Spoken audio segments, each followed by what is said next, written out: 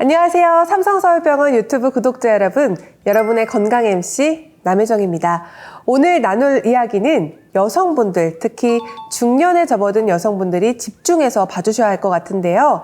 생리통은 사람마다 느끼는 강도가 다 다르지만 통증이 심한 분들은 종종 너무 아플 때 정말 밑이 빠지는 것 같아 라고 표현하기도 합니다. 그런데 여러분, 정말로 밑이 빠지는 질환이 있다는 사실 알고 계셨나요? 골반 내 장기가 원래 있어야 하는 위치에서 벗어나 내려앉는 질환이 있다고 하는데요. 오늘은 삼성서울병원 고광진 교수님을 모시고 중년 여성에게 잘 발생하는 골반 장기 탈출증에 대해서 얘기 나눠보겠습니다. 교수님 안녕하세요. 예, 안녕하세요. 삼성서울병원 비뇨의학과 고광진입니다. 네, 교수님 반갑습니다. 네. 장기가 탈출한다고 하니까 굉장히 낯설고 좀 무섭게 들리는데요. 정확히 어떤 질환인가요? 네, 골반장기 탈출증은 앞서 소개하신 것처럼 중년 여성에서 드물지 않게 발생하는 질환입니다. 말 그대로 골반 내 장기, 즉 방광, 자궁, 직장 등이 정상 위치에서 벗어나 질벽을 통해 아래로 이탈하는 질환인데요. 주로 이제 골반을 지지하는 구조물의 약화, 손상에 의해서 쉽게 발생합니다. 노화가 위험 인자 중 하나인데 노인 인구가 이제 최근 증가하면서 덩달아 이제 골반 장기 탈출증의 환자도 늘어나는 추세입니다. 그렇군요. 중년 여성에서 잘 발생한다, 드물지는 않다라고 하시니까 어느 정도의 비율로 발생하는 건지 유병률이 좀 궁금한데요. 네, 2009년부터 2015년까지 국내 이제 건강보험 심사평가원 자료로 수행한 조사가 있는데요. 그 조사에서 이제 골반장기 탈출증의 유병률은 50세 이상 여성 인구 10만 명당 180명 정도로 꽤 높았습니다. 외국에서도 65세 이상의 노년층을 대상으로 유병률을 조사한 적이 있는데 인구의 약 7%가 골반장기 탈출증 환자인 것으로 나타났습니다. 2030년에는 2배 이상 증가할 것이라는 전망도 있었고요. 또 국내에서 골반 검사 등을 시행받은 여성 환자를 대상으로 골반 장기 탈출증의 유병률을 확인한 적도 있었는데요. 18세 이상, 72세 이하 여성 환자 중에서 약 28%가 골반 장기 탈출증의 종류 중 하나인 방광 탈출증 소견이 있었습니다.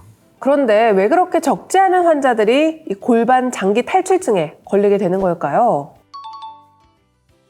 다산, 그러니까 이제 출산 경험도 원인 중에 하나로 꼽을 수 있고요. 노화, 호르몬 결핍, 비만, 골반 내 장기를 지탱해주는 결체 조직의 성분 이상, 복부에 압력을 가하는 어떤 심한 신체 활동, 골반 장기 수술 경험 등이 여러 원인으로 존재합니다. 어느 요인 하나만 문제가 된다고 하기에는 이런 여러 위험 인자들의 상호작용으로 인해 발생하는 것으로 알려져 있습니다. 그렇군요. 아무래도 이 출산을 경험하면 이전의 몸 상태로 완전히 좀 돌아갈 수는 없다 보니까 이런 질환의 발생 위험이 높아지는 것도 무리는 아닌 것 같습니다. 그러면 이제 본격적으로 이 증상이나 치료법에 대해서 알아보고 싶은데요. 그 전에 우선 이 골반 장기 탈출증의 종류에 대해서 먼저 좀 짚어보고 싶은데요. 내려앉은 장기에 따라서 종류가 달라진다는 말이 있던데 이게 맞나요? 네, 맞습니다. 여성 질벽을 기준으로 앞쪽에는 이제 방광이 위치하고 뒤쪽으로는 직장이 위치하고 중앙 부위에는 이제 자궁 경부 및 자궁이 위치하게 되는데 어떠한 장기가 질벽을 따라 밀려 내려오는지에 따라 방광 탈출증, 자궁 탈출증, 직장 탈출증으로 종류가 나뉩니다. 오늘 이 시간에는 가장 흔한 골반 장기 탈출증 종류인 방광 탈출증에 대해서 좀 자세히 알려드릴까 합니다. 그러면 가장 먼저 방광 탈출증의 증상부터 좀 알고 싶습니다. 네. 방광이 이제 질의 앞쪽 벽을 누르며 내려온 경우를 방광 탈출증이라고 하는데요. 정도가 심하지 않은 경우에는 복압이 이제 올라간다든지 어떤 특정 상황에서 방광이 질벽을 따라 밀려 내려왔다가 올라갔다가 이렇게 오르락내리락 합니다. 하지만 너무 이제 심하게 진행한 경우에 있어서는 하루 종일 이제 방광이 질벽을 따라서 내려와 있는 경우로 지내게 됩니다. 뭔가 듣기만 해도 좀 무서운 질병 같은데 그렇게 되면 방광이 배뇨와 관련된 장기다 보니까 이런 부분에 문제가 발생하진 않을까요? 네, 맞습니다. 그런 경우는 이제 많은 환자분들이 처음에 이제 밑이 묵직하다, 이제 빠지는 것 같다라고 말씀을 하시고 하복부 불편감을 호소하거나 또 이제 소변이 자주 마렵고 소변을 봐도 시원하지 않은 그런 배뇨 장애 등으로 일상생활에 매우 심한 지장을 겪고 있는 분들이 많이 계십니다. 경우에 따라서는 이제 복압성 요실금이라든지 절박성 요실금과 같은 배뇨 관련 증상이 동반되는 경우도 많이 있습니다. 그렇군요. 이러한 증상들이 좀 나타난다면 의심을 좀 해볼 수 있을 것 같습니다. 환자분들의 삶의 질에도 큰 영향을 끼칠 것 같아요. 제 삶의 가장 기본적인 부분에 문제가 생기는 것이니 그럴 수밖에 없겠죠. 심지어 이제 환자에 따라 배뇨의 시작이나 완전한 배뇨를 위해서 손으로 이제 밀려 내려온 부위를 이제 쭉 눌러야지만 이제 배뇨를 하실 수 있는 분들도 있고요. 이런 배뇨 증상뿐만 아니라 변실금 또는 잔변감, 또 대변을 본 후에도 시원하지 않고 남아있는 듯한 그런 후중감 같은 배변 증상이 있을 수가 있습니다. 성교통이라든지 이제 감각 저하 같은 성기능 관련 증상도 동반될 수가 있고요. 그렇군요. 그런데 이 방광 탈출증을 치료해서 오히려 탈출증 치료 후 전에 없던 요실금이 발생할 수도 있다 이런 얘기도 있던데요. 이거는 왜 그런 걸까요? 그런 경우는 이제 골반 장기 탈출에 의한 요도의 물리적인 압박이 치료가 되고 해소가 되면서 발생하는 요실금으로 치료 전에 사전 검사 등을 통해서 그런 것들이 있는지 발생할 수 있는지 평가를 할 필요가 있습니다. 장기가 정상 위치에서 벗어나서 내려앉는 그런 질환인 만큼 정말 여러 가지 문제를 동반할 수 있는 것 같습니다. 어떤 식으로 진단을 하고 치료를 해야 될까요? 우선 진단은 누워있는 자세에서 진행됩니다.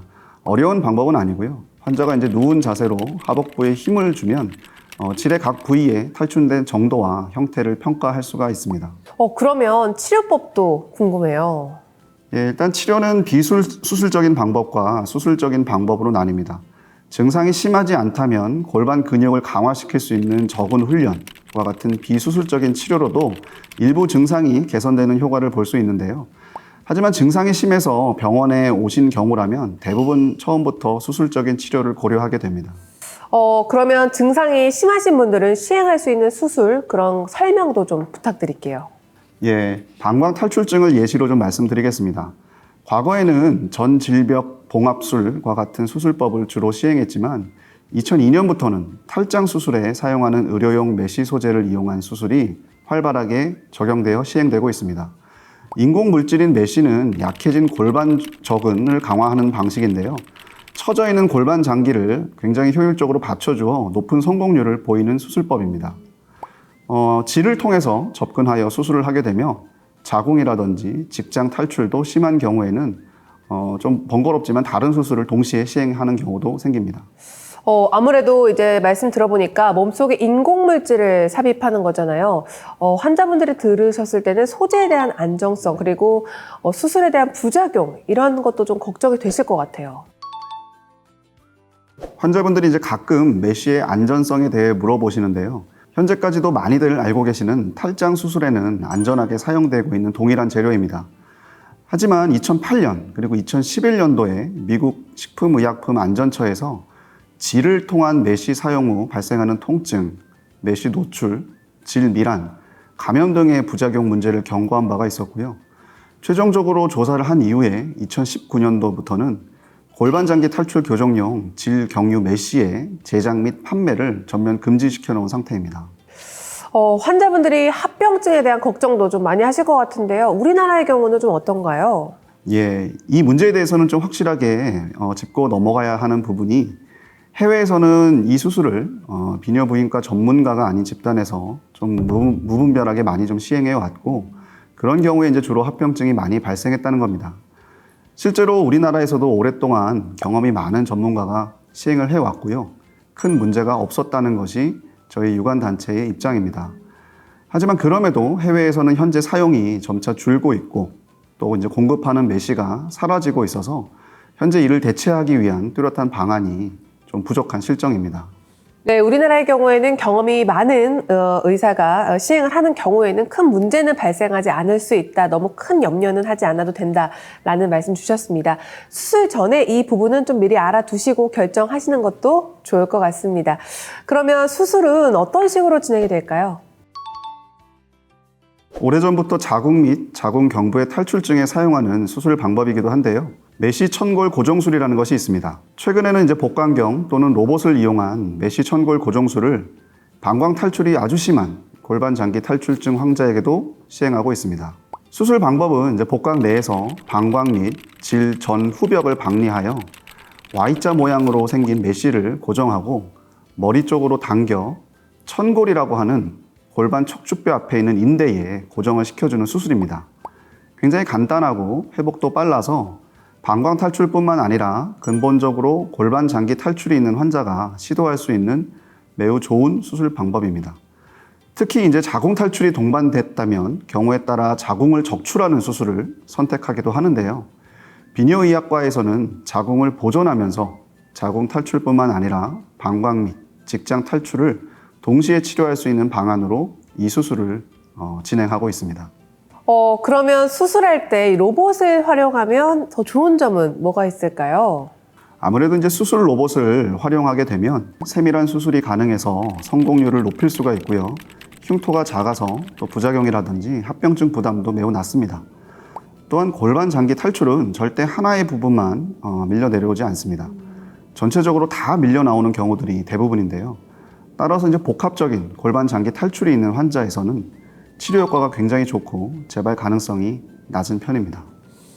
간단하고 회복도 빠르다라는 장점이 있다고 하셨는데 그러면 수술 후의 관리도 조금 수월하지 않을까 하는 생각도 드는데요. 네, 수술하고 이틀 정도가 되면 회복이 돼서 도뇨관을 제거하고 바로 퇴원을 하실 수가 있습니다. 퇴원 후에는 일상생활로의 복귀도 굉장히 빠르게 가능하고요.